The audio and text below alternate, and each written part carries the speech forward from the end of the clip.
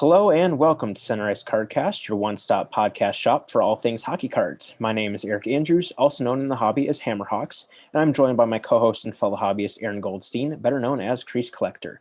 So to start things off for this episode, I wanted to give you guys a little bit of an update on my Vezina Collection PC. And like a lot of you guys might be familiar with, if you did see the episodes about the product, with those trophy winner cards, obviously there's goalies from a number of different teams in the league. And I thought it would be pretty fun to get a copy of each of the four Blackhawks that are within that trophy winner set, those being Chuck Gardner, Glenn Hall, Tony Esposito, and Ed Belfour. As those guys would probably fit my overall collection a little bit better than, just kind of quote unquote random goalies like the guys that I got in my boxes. And obviously with a product like that, it isn't easy to be making moves at all, because a lot of times people just wanted to keep what they got. And if they were willing to move stuff, it would be, either a lot of money or just, they'd be wanting something really specific in return. But luckily, I was able to find a copy of each of the four from various collectors and received the last one this past week. And it was actually exactly 1 month to the day after I opened my first two boxes. So if you guys are watching on YouTube, which we always encourage you to do, I have a picture of the four cards together on the screen right now. And if you guys are just listening to the episode on a podcast platform, we'll probably post up a picture of them in the coming days or later this week. So just want to start with that and wanted to give a special shout out to the collectors that helped me put that set together, with that being Jonathan Caron, Jeff Griffith, Ben Mitchell, Wayne Frazier, and Eli Rosu. And, obviously, like I said, this is a pretty difficult, goal to be going after. So just really appreciative of, what those guys did to help me out. It kind of worked out that everybody got something that they wanted in the deals. And, obviously having those kind of win-win type of deals is best case scenario. So was really happy that that was able to work out. And what's interesting about the ones that I have, I think, is that from what I've seen, each of the copies is arguably the best of the five copies in terms of the Blackhawks pieces specifically, not necessarily the Vezina pieces, but for the Blackhawks, if you look at Gardner, most of those seem to be relatively plain pad pieces. The other four Glenn Hall copies all feature two-color jersey pieces, while this one has a three-color, barely. It's barely got a little bit of black there in the corner, but it's there. It's a three-color piece. The Tony Esposito seems like those are pretty much mostly number patches, and mine is an emblem piece. And the Ed Belfour, those are all kind of similar, but I think the others that I've seen just aren't quite as interesting, with this specific patch. So pretty cool that, not only I could complete that, mini set, so to speak, but also be able to get really nice copies as well. So just wanted to give you guys that update. That's something that, I was working pretty hard on over the last month, and, was really excited that I was able to finish that. So then turning to really the main part of our episode, we wanted to focus on actually two Upper Deck products that one just came out recently and another one that won't be coming out for a little while, but we wanted to talk about it because it's pretty notable news within the hobby in our opinion. So the first of those being, of course, 2019-20 The Cup, which was released on February 17th. And obviously, the Cup every year is Upper Deck's ultra high-end product and is, of course, highly anticipated. And joining us to talk about the Cup is Billy Celio, one of Upper Deck's product managers. Billy, thanks so much for coming on. How are you doing today? Doing great, guys. Good to be back. Awesome. Just off the top, because the Cup is just so massive every year, and especially with, we were talking just before the show, just all the new people coming into the hobby. And a big debate that I had to kind of, the fire that I had to keep putting out was if the Cup was going to be released. And I know for those who are more familiar with the Cup, and the other releases, is that sort of is kind of like a yearly thing, like the secretness of the Cup versus their other products. So Billy, if you can just touch on this, like why is the Cup so secret, and why every year do you guys kind of keep it like really, really hush hush? It's our one of our biggest products of the year from a standpoint of high end, and we like to kind of just get the excitement ready for it. And it comes out at all different times of the year. It seems like, it just kind of depends on when when we get our autographs back and when everything is done. But we just try to build up the hype for it. It's a big deal. This is where you're going to see a lot of, those retired stars that people are looking for. This is where you're going to get those Cup 99 rookie cards. One of the big anticipations is who's going to be the 99s this year. And you'll see on the boards, people predicting and guessing. And if I remember correctly, there was a thread going on. I don't think anyone got all 6. There was one or two people that got 5, but I think for the most part they were like 5 out of 6 or even worse. But that's part of the fun of it. We're not out there, putting advertisements all over the place. It's the mystery of it. It's nostalgia of it. And we kind of, we'll have our big CDD conference in LA or in Orlando. And it's funny, we bring in all of our, distributors and our top shops and diamond dealers. And the one rule is you don't talk about the cup. And they'll ask us and we'll just be like, yep, and just kind of put a blank spot there on the screen for everyone to see. But, it's been that way ever since I've worked there, and, just kind of keep up with the tradition. Yeah, absolutely. And that actually kind of just triggered a question for me. I know that, like you were talking about with the Cup 99 RPAs, that a lot of people might say, why is this guy a 99? Why is this guy not a 99? And they don't understand necessarily the timeline of when those decisions are made. Can you just address that aspect a little bit? Sure. We make these cards probably about 12 to 13 months. We start building the set.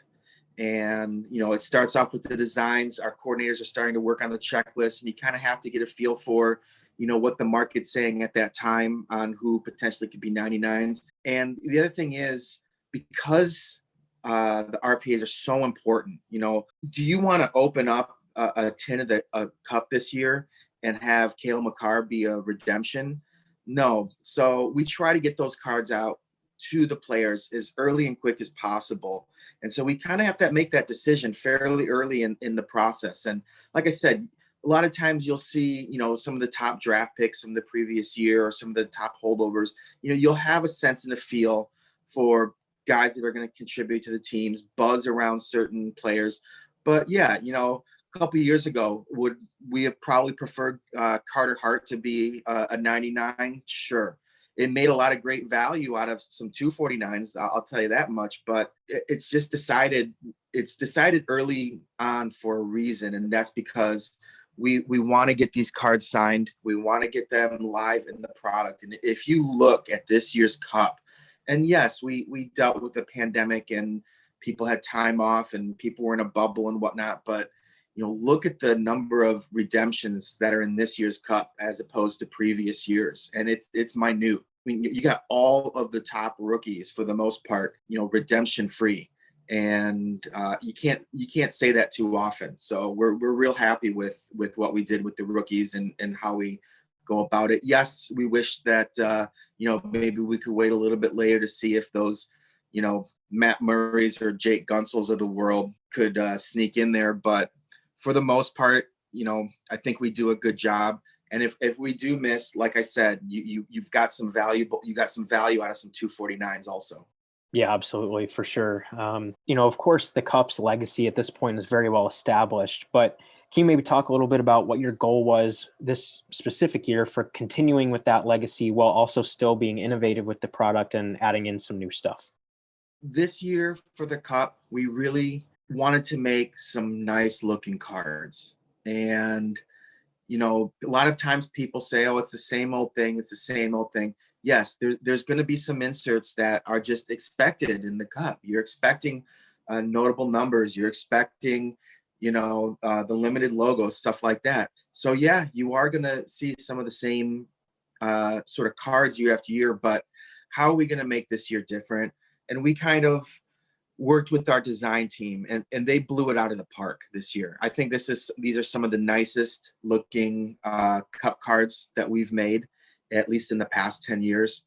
And as long as I've been there, and we kind of gave our art team some direction and some new content to kind of give them that flexibility to kind of create some cool stuff on their own.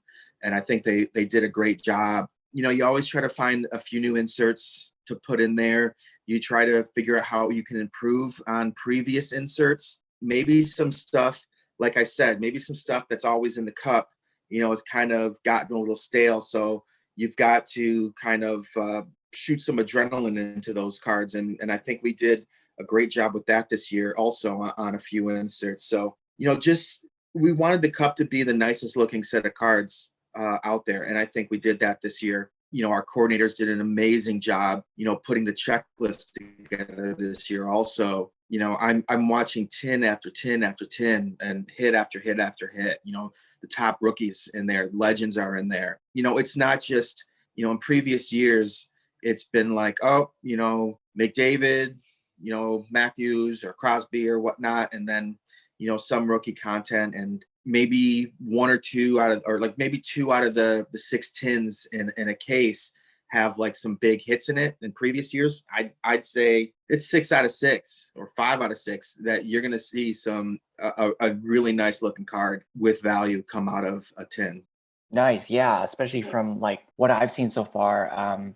You touched on the designs, like it was just a really well done set this year. With all the new inserts and things like that. Definitely looks great. Speaking of the new inserts that you touched on a little bit, could you talk about each of the new inserts that were included inside the product this year? Sure. Probably one of the biggest ones. And so Adidas has had to make jerseys for the league for the past few years. So I've wanted to make these inserts for a couple of years now, but we needed to build up volume to be able to create sets with our rookie photo shoot jerseys, you know, with our game jerseys and whatnot. So we've kind of been saving up for a couple of years, and we were finally able to put out the, you know, the logo booklets that we made that are just absolutely gorgeous. You know, it has the complete Adidas logo. It's right up, honestly, it's right up there with the Shield in my opinion. You know, the Shield is, you know, that's the top. But it's right there underneath. I think these Adidas logos look great on the cards. So that's one of my favorite new inserts that we did, just because I've been waiting so long to do those cards. Another one is the NHL collection. And when I say our designers knocked it out of the park, you know, this is one of those designs.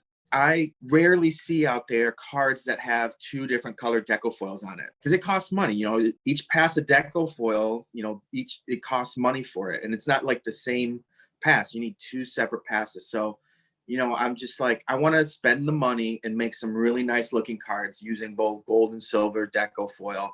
And it kind of has a little bit of exquisite feel to it also, but those cards came out absolutely gorgeous. And, you know, I've been looking to pick some of those up for my own personal collection just because I've liked the way they've turned out.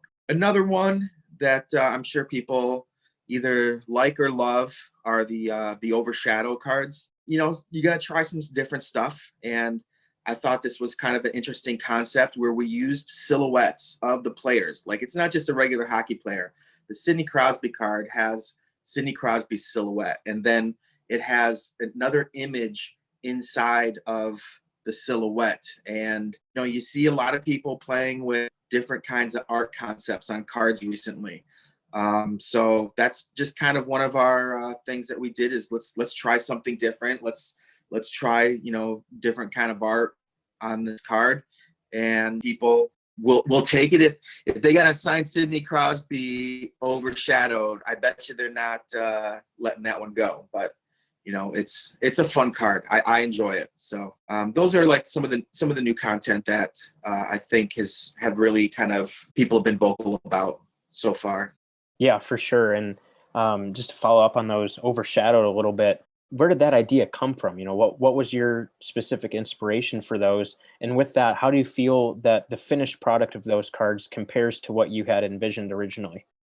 I saw some sort of ad. You know, I'll go look online for stuff that can inspire me. I'll go look in magazines and whatnot. And just sometimes it might be something from a billboard or an ad in a magazine or something like that just kind of like, I wonder if we could do something like this in a hockey card.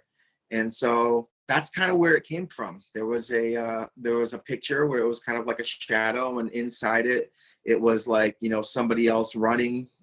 And so I'm like, that's kind of a cool concept. I talked to our photo team, and they worked on it, and you've seen the final result. So it doesn't necessarily look exactly like the ad that I initially had looked at, but there's only so much space that you can use.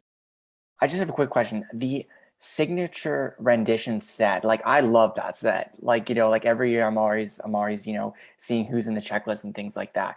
But there was a slight switch with the marker that you guys use and the blue paint pens. And I've known that you've used that in a few other sets recently. But what was the decision to go with those kinds of pens? This is where part of my hobby kind of transfers into what I do. You know, I collect autographs, and you know, I see the different type of pens that people use. I have friends that run private signings, and you know, I've seen a lot of the stuff with the deco pens and the colors and whatnot. And initially, I kind of was standoffish to those colors, but the more and more I see items signed with some of those colors, the more I see it pops off the photos and off the cards and whatnot. There's a time to use it, and there's a time not to use it. And this was just, I don't know how many times I've seen a lot of these signature renditions where we're sitting there trying to figure out what color to use for the cards, because they might have dark jerseys, but the white ice, like, do you use blue? Do you use silver? Do you use gold? And man, nothing's going to get in the way of that blue paint pen. You know, those things just pop, whether it's on blue, whether it's on white. And so we finally made the decision to use the blue paint pens on those cards. And I've heard nothing but positive remarks on those cards and how they look this year. So, you know, we started it off with color coded. That was kind of my first venture into using paint pens, because as I said, I'm used to seeing, you know, people getting photos signed. A lot of times they try to match it'll be like a black background, and they try to match the color with the photo. And so we did that with color coded.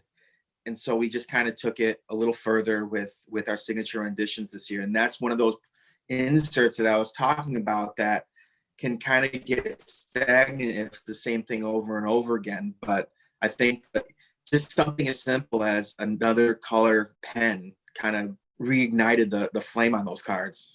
Yeah, they're great. I mean, like me, especially like seeing those over and over again and seeing them this year, it kind of like almost like was a breath of fresh air. And it's almost like these cards were made new again.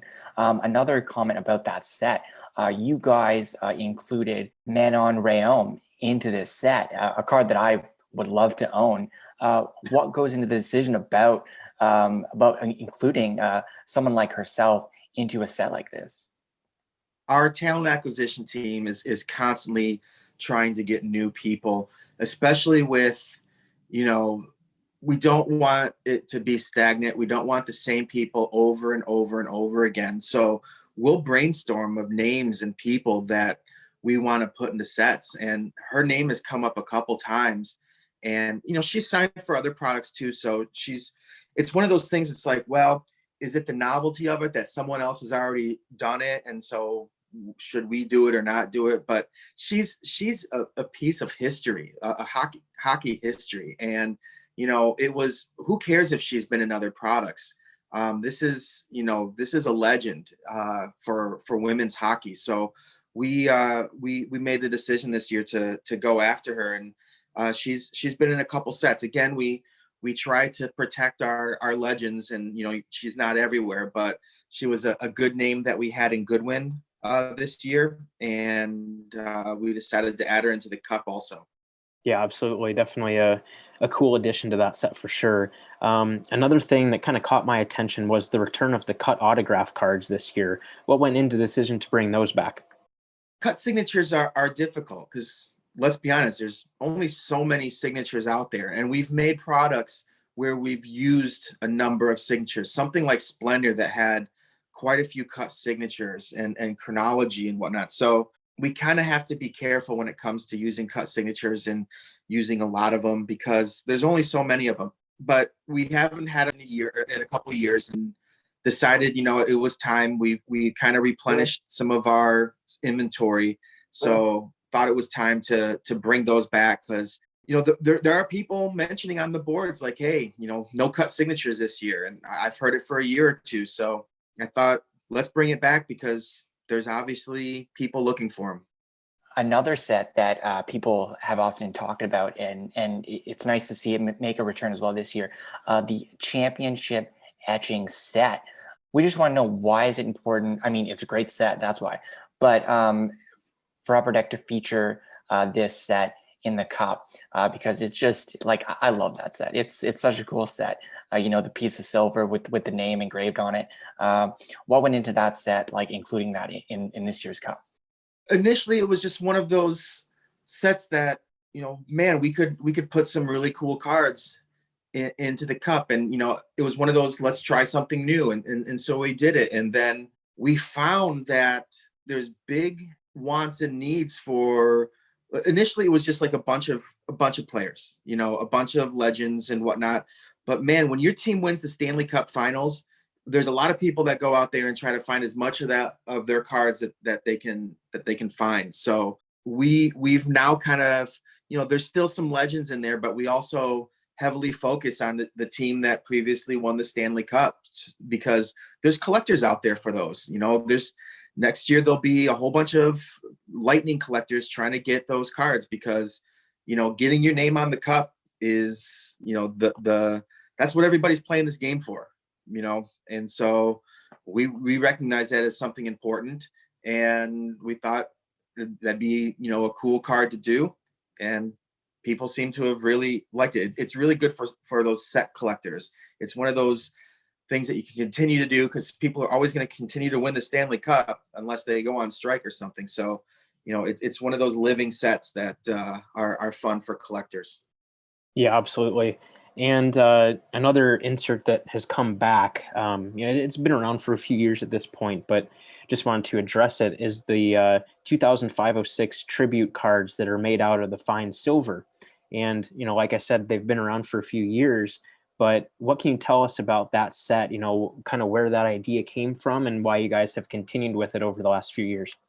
That was my boss, Grant Sandground. We keep seeing people put diamonds in cards, and we see people put little pieces of gold in cards. And, Upper Deck takes pride in being innovators. So he just kind of said, why don't we just make cards out of silver? Like, let's not put a little piece of a precious metal or a diamond or something in a card. Forget that. Let's make the whole card out of silver.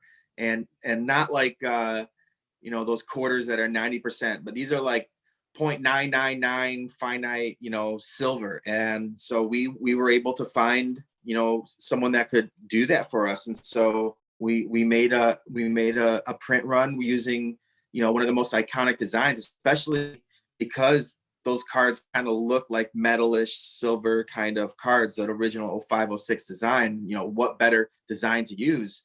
So yeah, that was Grant. That was a big deal for innovation for cards, because I've never seen a silver trading card come in a pack of cards before.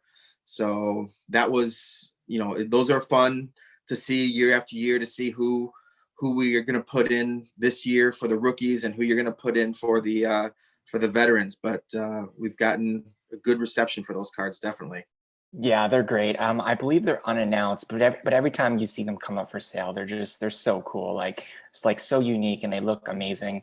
A funny thing about those too that I forgot to mention, we actually have to buy, because we have to know how many of those cards we're going to have, because we actually have to buy different foams, because you know how the foams are on the card, but because those cards are encased, we need to buy like a specific number of new foams just for those the packs that are going to get the silver cards in it. That's it's so a cool. bigger card. Yeah.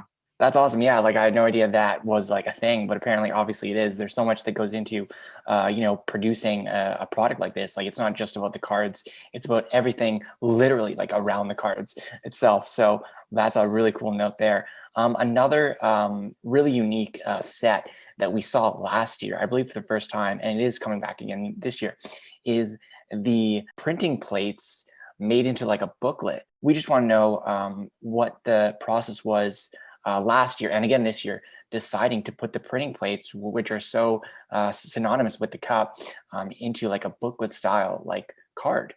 Yeah, the printing plate booklets were something we had done an e-pack achievement where you got all 4 printing plates. And Grant was just kind of like, why don't we do this where you sleeve them all together and you get all 4 printing plates for, I think it was Team Canada Juniors.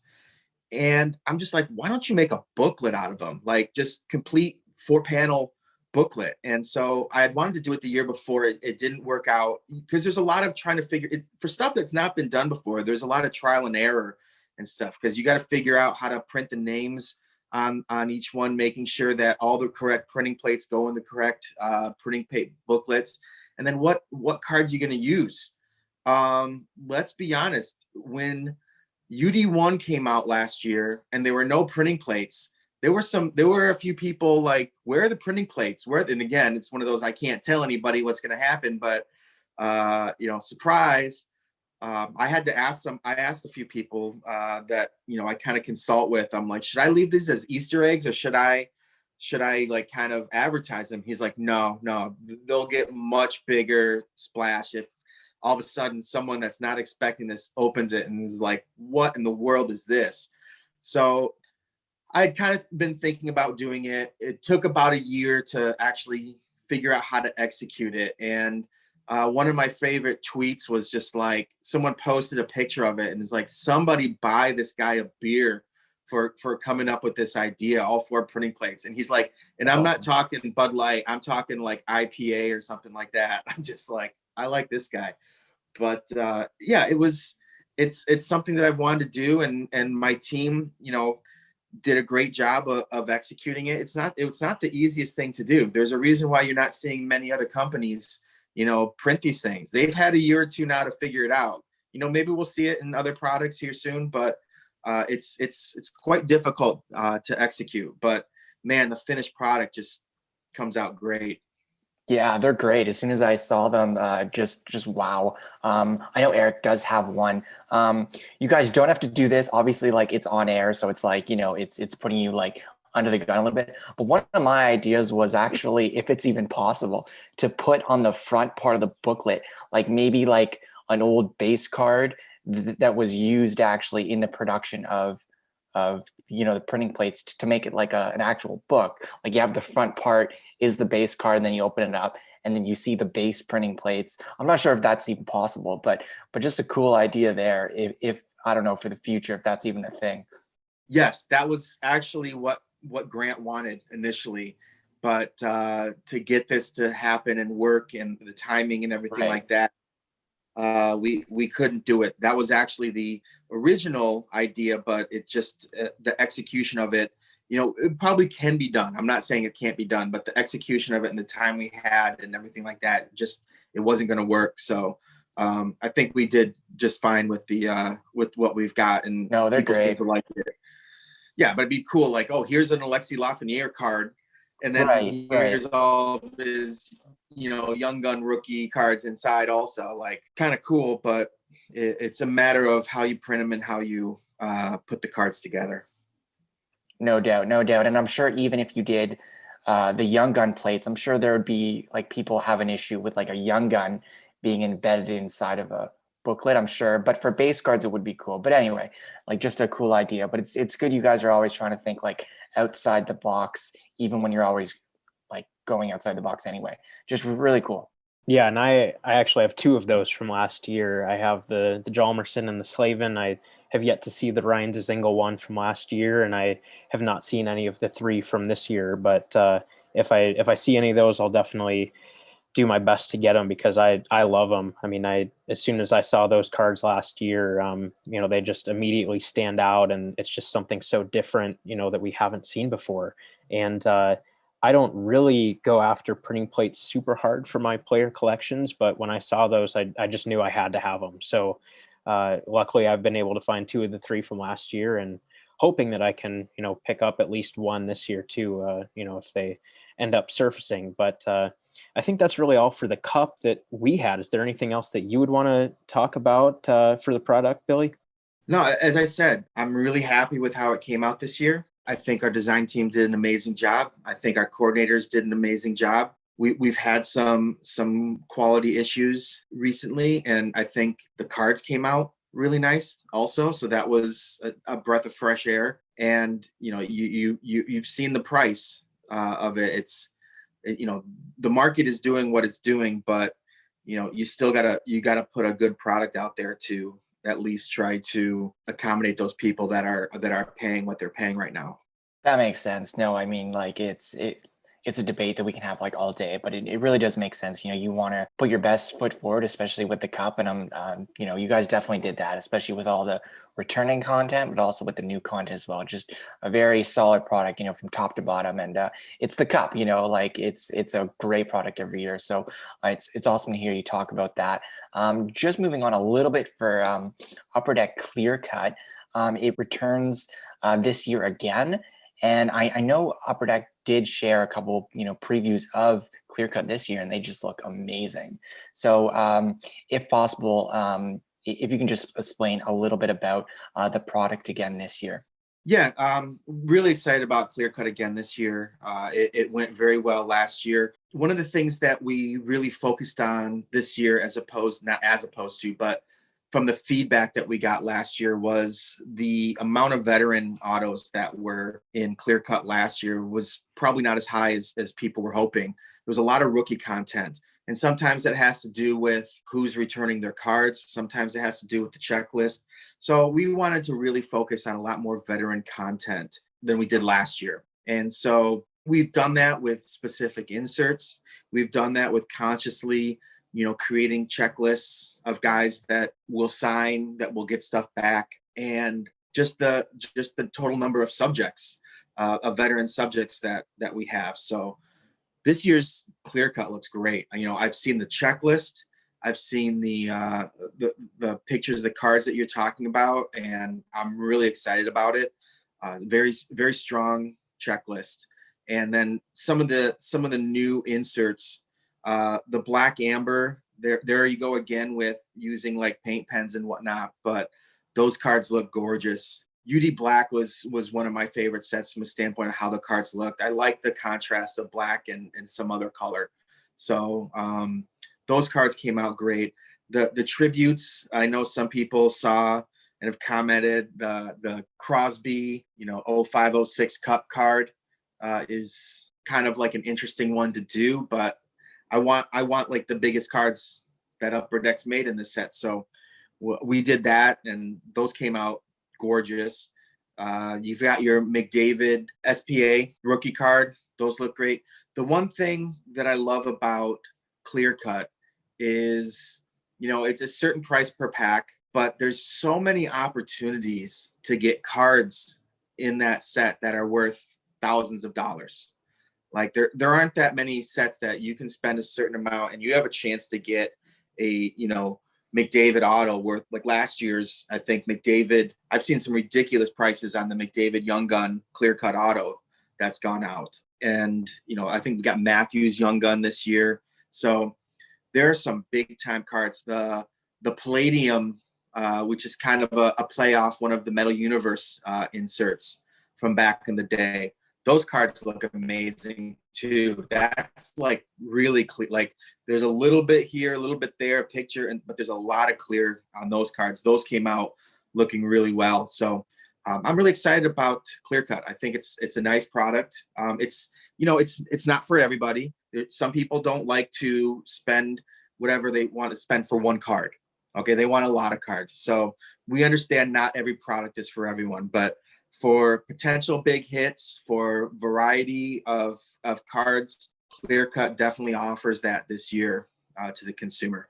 Absolutely. Yeah, definitely some big time tribute cards for sure. Like you said, with the Crosby Cup RPA design and the McDavid Future Watch and Matthews Young Gun. And And obviously those are probably the cards that get the most attention from the product. But like you said, there's some other just stunning cards as well that were in last year's product, and some new stuff this year as well. So definitely looking forward to seeing what that product has in store this coming week. And another product we wanted to talk about that's going to be coming up in the future, and I know is something that you've been really excited about and haven't really been able to say much until now. Now that the product is public at this point, as far as it's been announced. So what all can you tell us about 2020-21 Upper Deck Extended Series? I can tell you a lot about it. You guys are going to hear and get a lot of stuff straightened out here on this show. First of all, thank you for calling it Upper Deck Extended Series. That is the name of the product. It is not UD3. There are UD3 cards in this set, but this is that set that people have been asking for, and we've kind of done it our own way. From a base card standpoint, it's an opportunity to get even more players base cards for your teams that you like to collect. So now you've got like a set that's over 700 cards. So you're going to dig deep into each roster, and you're going to get all those players that nobody's heard of that Eric likes. They're going to have base cards. They're going to have exclusives and high gloss cards and whatnot. There are Young Guns. We've got 30 Young Guns in this set. A lot of that has to do with the cutoff date for the rookies, which has already gone and passed. So I know there's a lot of speculation of all these guys that are getting pulled up now and whether they're going to have Young Guns and whatnot. We're done with Young Guns. So no, they're not going to have Young Gun cards. That date has come and gone, unfortunately. Yes, there have been some good names that have skated since. There's rumors that Byfield might actually come up here in a week or two, and they're going to have a very strong holdover class for 21-22. It's something that the league and the Players Association and ourselves all agreed on.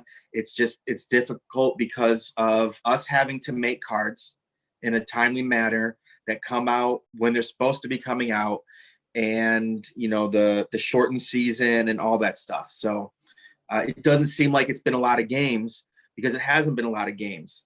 But the season's also going to end a lot sooner than it has in previous years, because it's a limited year. So there's that part of it. Now people will be like, oh well, so it's a base set of a bunch of guys we don't want, and then a few Young Guns. There's a few good names in there, and then there's going to be a lot of guys that people have been wanting to have Young Gun cards for, that maybe 100 Young Guns, we weren't able to put them in there.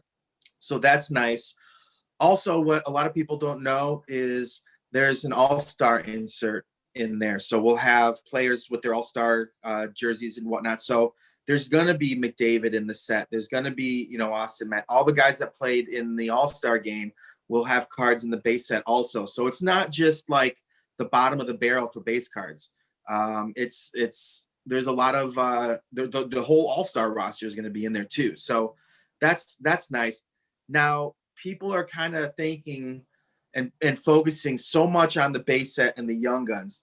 They're not really seeing what this set's all about. And that is the plethora of vintage inserts and sets and cards that we're creating for this set, that will be sprinkled all throughout the boxes.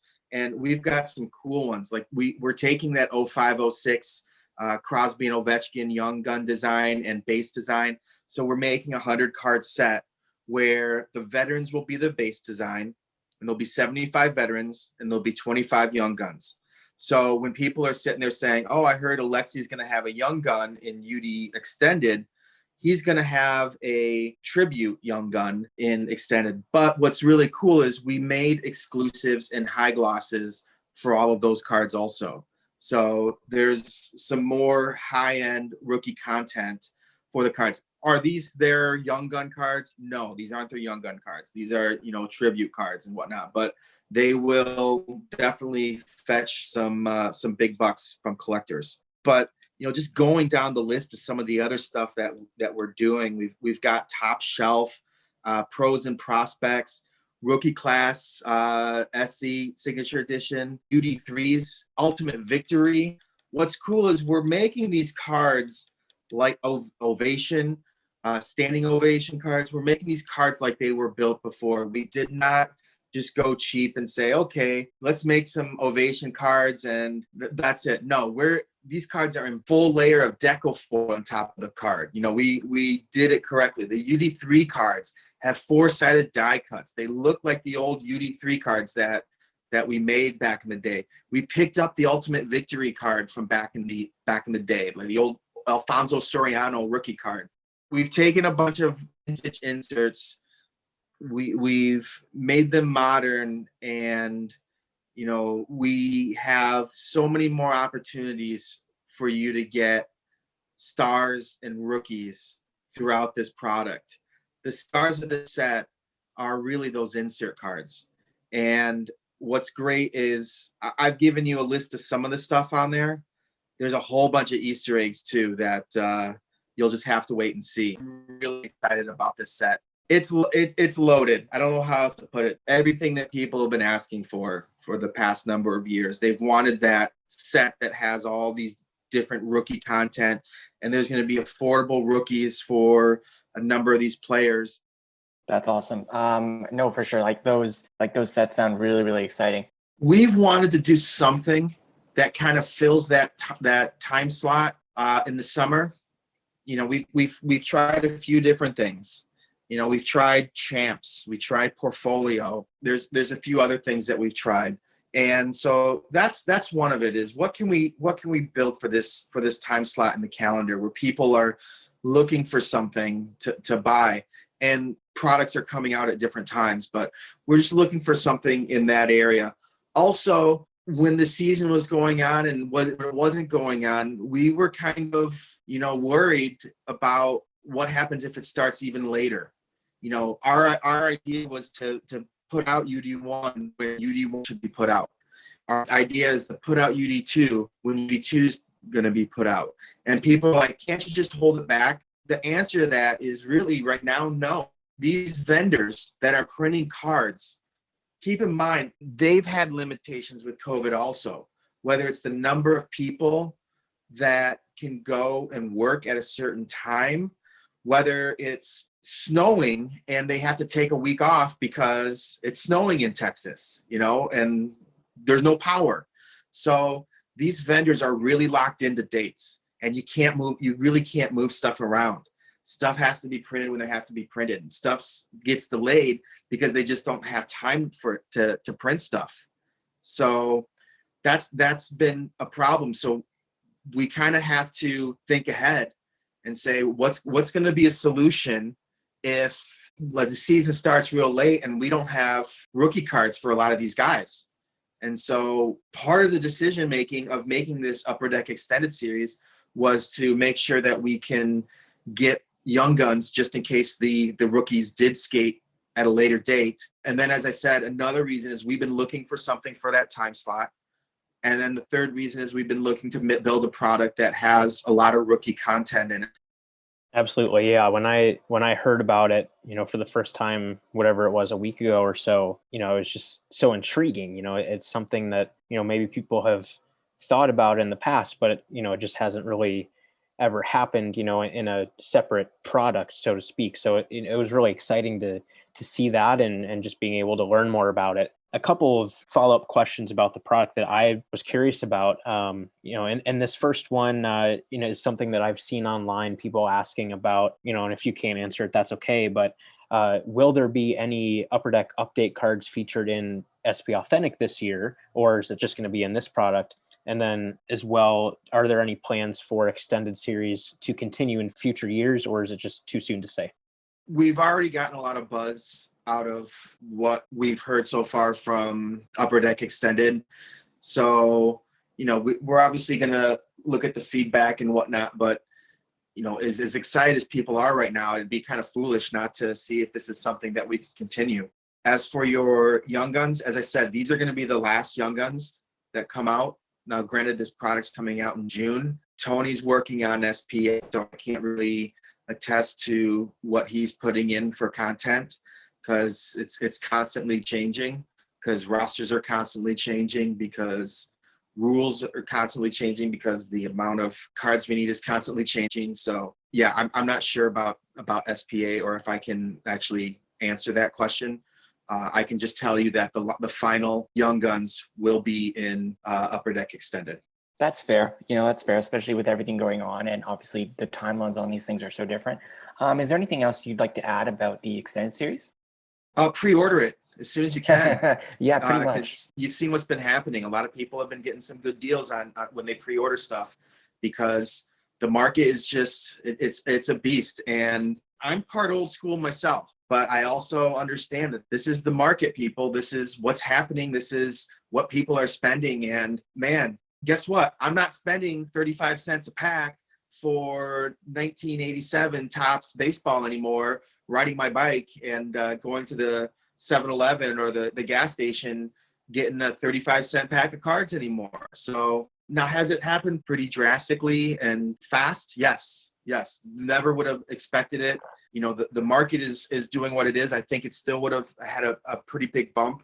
COVID has obviously had some influence on it. And there's a million different podcasts. I mean, other than yours, believe it or not, you guys, I hate to tell you this, there are other podcasts out there too. There's other podcasts.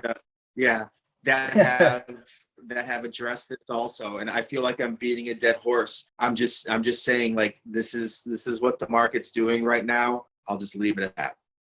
I think that's all we have for you today, Billy, especially with the internet stuff. But thanks for coming on here again. Yeah, so that was an awesome episode. It's so glad to have Billy on, especially with a product like, the cup.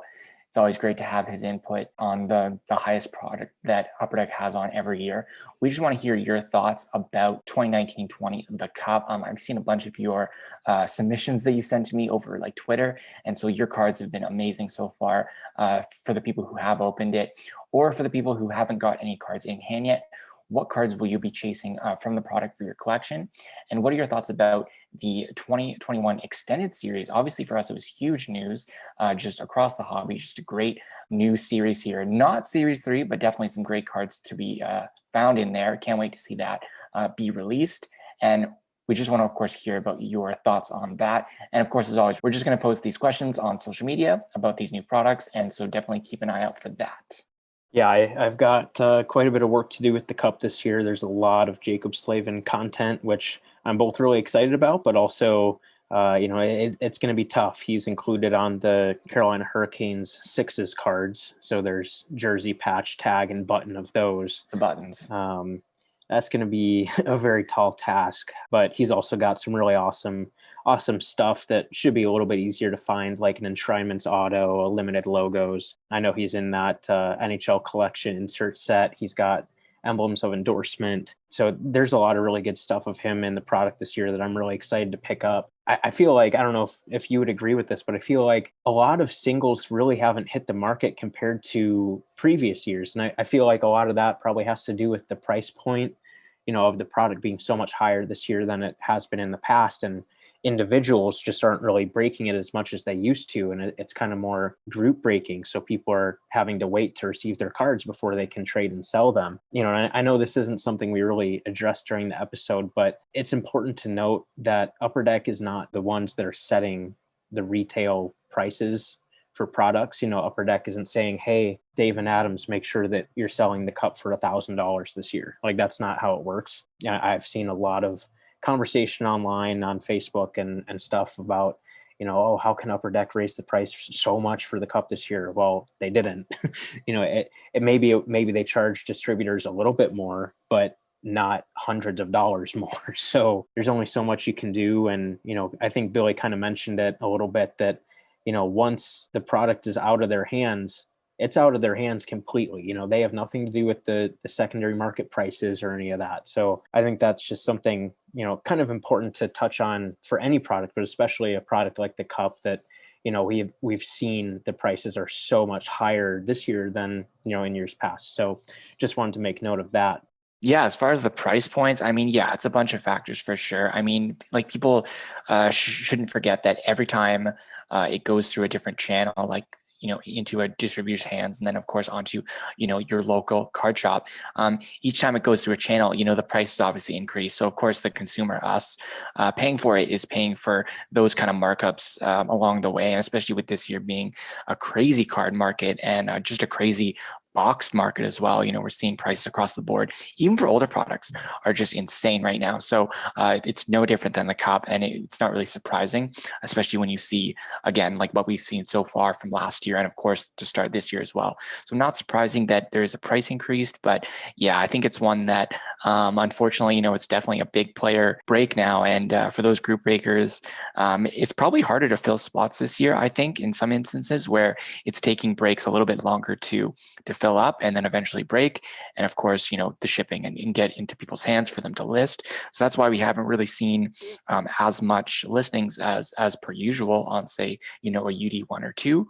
But yeah, just probably a lot of factors involved this year. And yeah, I mean, I'm looking for that Rayom autographed card. So if anyone sees one, just let me know. It'd be an awesome addition. But yeah, it's unfortunately like one of those things we might have to wait a little while longer before those cards do decide to pop up. And it's really nice that you collect a guy, and this is another point, but as far as player collectors go, but it's always cool to, I guess, if you're a collector that likes, the latest and greatest products, it's always nice, but also like player collecting, it's a nice kind of avenue that if you start collecting different players across the board, it allows you to have constant access to those new products. Like for example, like a John Morrison, a player like that who might not be included every year in a bunch of sets. Whereas if you diversify your collections, collect a guy like Slavin, like you're able to collect the standard sets, but also kind of get a limited logos or something like that, like get into those premium sets in a product like the cup. It's always really cool there. So yeah, I mean, just a cool bunch of cards there. So best of luck to you in collecting those cards. Yeah, thanks.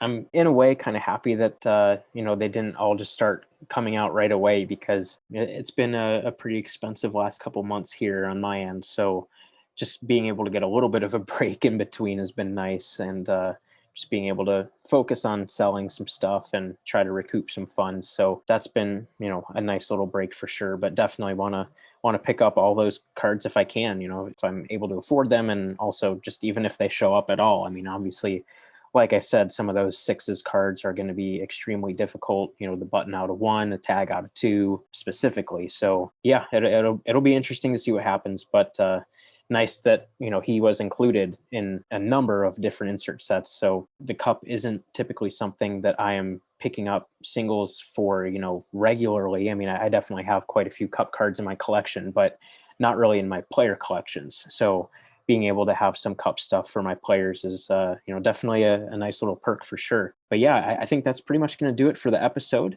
Please be sure to follow us on social media. We can be found on Facebook, Instagram, and YouTube at Center Ice Cardcast, and on Twitter at Center Ice CC. Please also be sure to subscribe to the show on your podcast platform of choice to make sure you never miss a future episode. Until next time on Center Ice Cardcast, keep collecting those hockey cards.